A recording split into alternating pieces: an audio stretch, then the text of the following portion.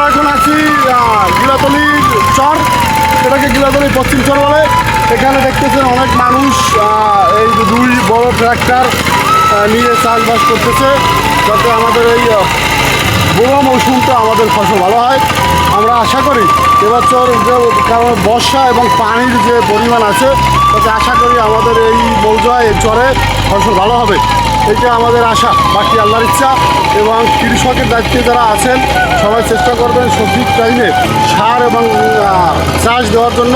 আপনারা সুন্দরভাবে জমি রোপণ করবেন, বিভিন্ন ধরনের ধানের জাত আছে, ওগুলো সবাই রোপণ করবেন। ইনশাআল্লাহ আল্লাহ যদি সহায় হয় আমাদের এই চরে ফসল ভালো হবে। ইনশাআল্লাহ, ধন্যবাদ। এদের সোনার ফসল মার্কাটা কি শহীদ জিয়ার, বেগম জিয়ার, তারেক জিয়ার, ভোট দিবেন কিসে?